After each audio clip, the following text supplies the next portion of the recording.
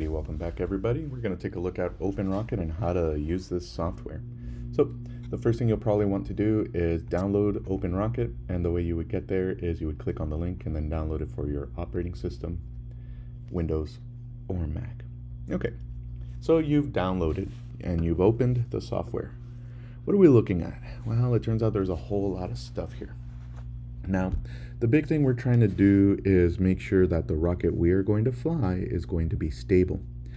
So we're going to populate the parts that we have available to us, and then just make sure that we have a center of gravity and center of pressure that satisfies what we call stability. Okay, so when you load this software in here, you'll notice that it has this rocket here called sustainer, and that's actually going to be the first stage. So they've actually already clicked stage and they've populated that in here. And so the first thing we're going to do is we're going to click nose cone. Now there's a bunch of nose cones out here, and in class we talked about how the nose cones we are going to be working with are usually Estes models. Now you'll notice that there's a bunch of different nose cones. For instance, most of these Estes models are balsa. What we're looking for is plastic. And it turns out that the numbering system is consistent with the size. What do I mean by that? You'll notice that a lot of the parts that we'll be using in this model is going to have the 50 label, and that's because of the size, 50 millimeters, I believe, or something. I don't know. Actually, I don't think it's 50 millimeters because that's about 2 inches. But what we find out is that the 50 size corresponds to an inch diameter rocket. So we're going to be building all of our stuff with the 50. So Estes makes plastic nose cones.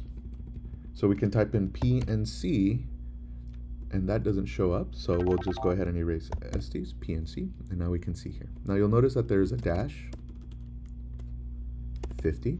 And so here we've already selected a couple of them. Now, which one are we going to use? The easiest one is, it doesn't really matter. Whichever one you pick, you'll kind of go in here and you can change a few things. You'll notice that this is a red nose cone. We don't have any red nose cones, so you can go ahead and ignore that. But when you click on this one, so we'll just go ahead and click this nose cone, it will populate it here and it will give you a profile of what it looks like. Now you can change the shape to match whichever nose cone you pick. Now at the end of the day, we have about 5 different nose cones per pack, and so in here you're just going to pick whichever one you want. Now technically a conical nose cone would be for a supersonic rocket. None of our rockets will be going over Mach 1, so conical's not ideal, but somebody's going to have to take the conical nose cones. Ogive, this is, if you'll notice the shape, looks a lot like a bullet. This is for transonic rockets. You're usually going you're going below subsonic speeds, below Mach 1, but you start to have what are called compressibility effects. So as the air starts coming through here, the nose cone is going so fast it crams the air in front of it into a bit of a pocket called a sonic boom. And so depending on the design and flight conditions, there might be local areas where the flow does go supersonic. This is a popular shape. Ellipsoid and parabolic and power series are going to be more blunt bodies. I'm sorry, not parabolic, sorry. Power and ellipsoid. And the idea is that these are designed for better performance or less drag at low speeds or subsonic speeds. So generally these will give you better behavior and performance for our speeds. Okay, the next thing is, if you wanted to, you could measure the length of your nose cone. So you would measure from tip to this part right here before we get to the base, and then you could always adjust that here. But if you look carefully at the list of available nose cones, you can usually pick one that matches those details.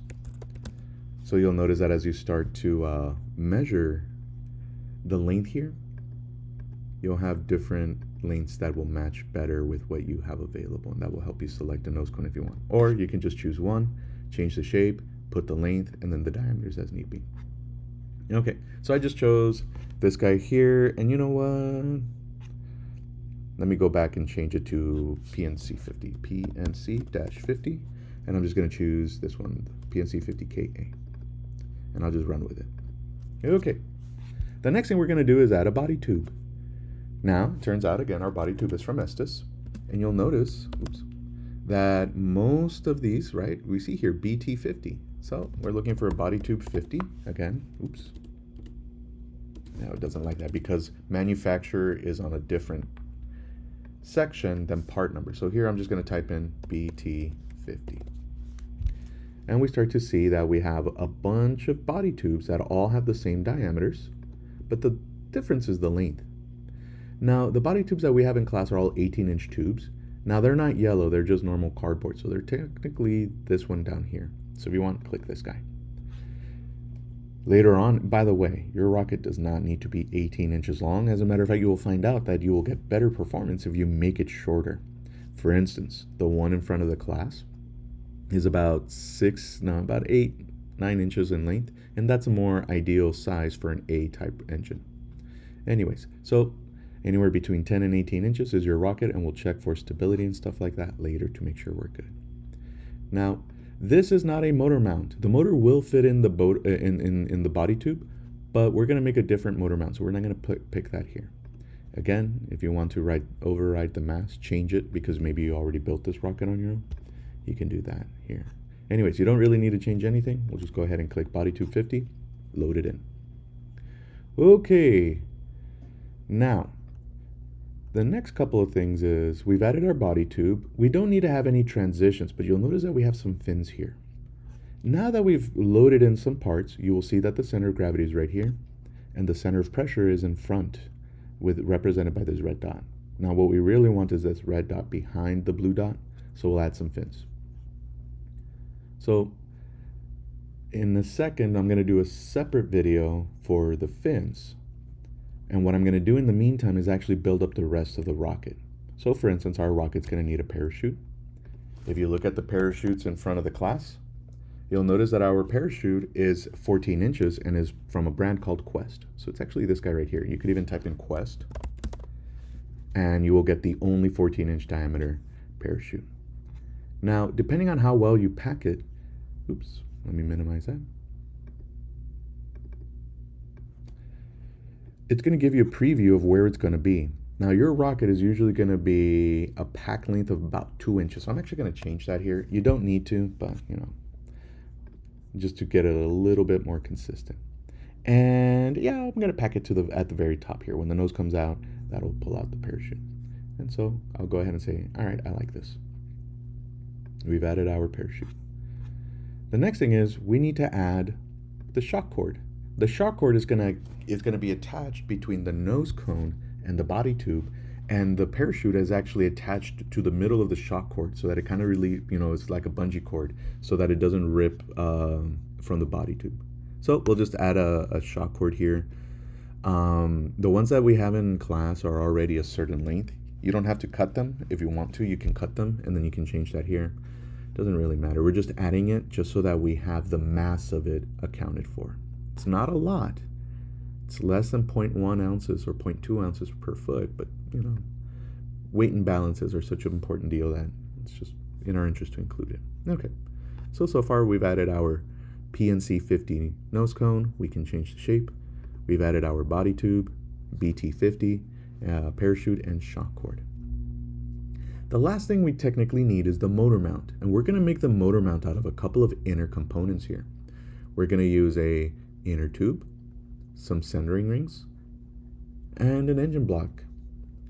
Some of us did not assemble our motor mount with an engine block, so if you did not do that, you can ignore that last step. All right, so how do we start this? Well, we have our body tube selected, and when we click inner tube, it's going to add the inner tube to the body tube. And when we measure this, turns out that, let me see here, again, I believe it's an Estes body tube, and just from experience, that's a BT, it's actually a BT20. But remember that they are hyphenated, so there we go. Now you'll notice that the lanes again are different, 18-inch body tube. Again, so even though this is an inner tube, it's made out of what is called a body tube because they actually make rockets that are that thin. But in this case, we are using it as an internal component for our motor mount. And it turns out when we measure the length of the one in class, it's this guy essentially right here. It's 2 3/4 inches in length. So I'm going to go ahead and click this guy. And we can see here that it starts to place it at the bottom of the rocket. And if we wanted to, we could adjust its location.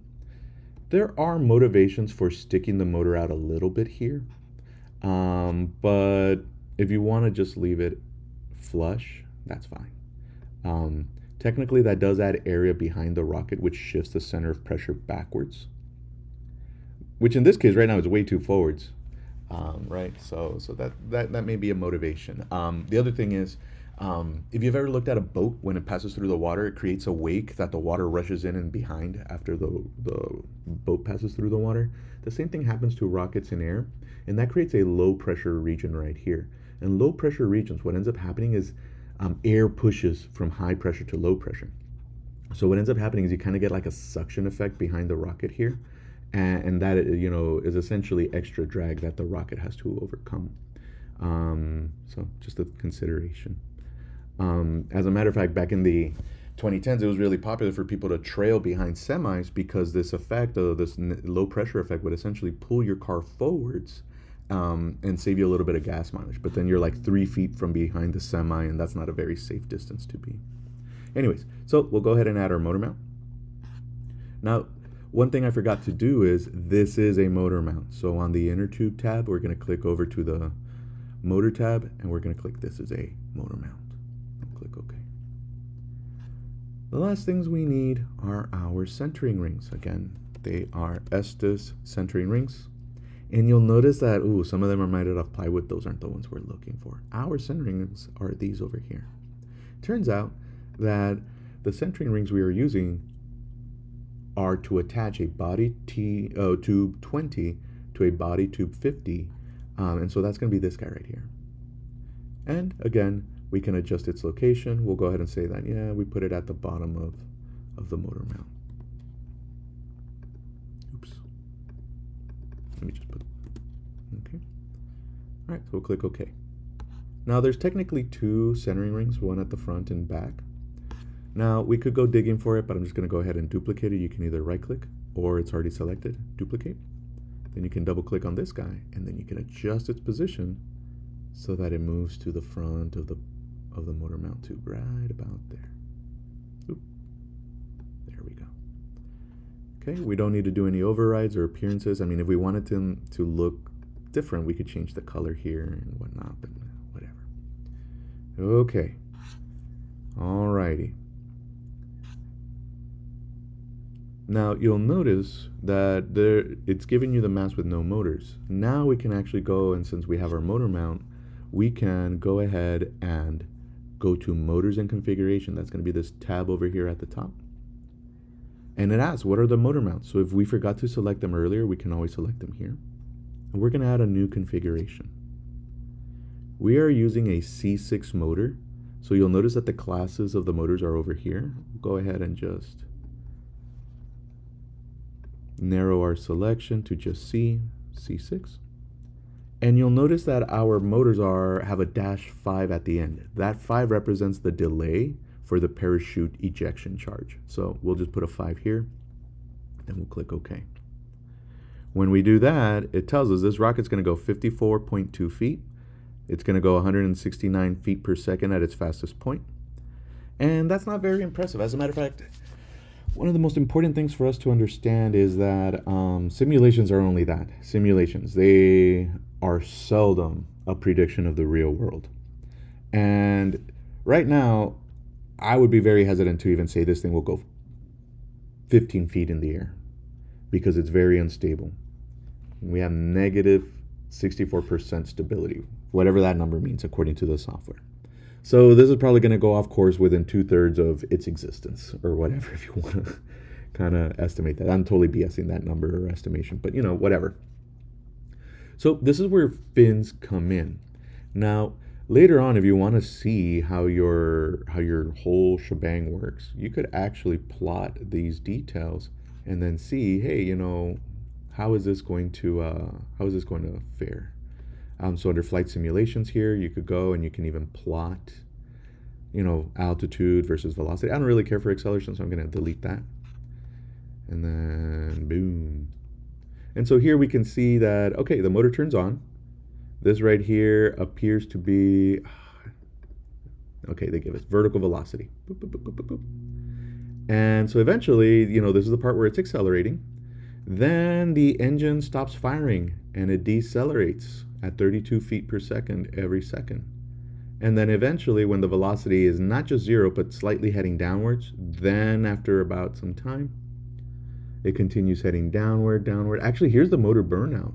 So, sorry, more than anything, this is where the thrust ended up being less than the drag and the weight. And so the drag and the weight, hold on, I feel like, yeah, the velocity is going zero here, and then it starts heading downward, and then it just continues descending. And then this is where motor burnout is, according to the system. It burns for about 1.8 seconds, and then we'll have a delay at for 5 seconds, and then it'll pop the parachute. Anyways, so this kind of helps you see what's happening. The main idea is that you're going to want to have the ejection charge occur right at apogee. Apogee means the highest altitude or the furthest away from the Earth. Apo meaning away, G meaning Earth. And so right about there is our apogee. Okay. So we'll go ahead and call it here, and then we'll continue with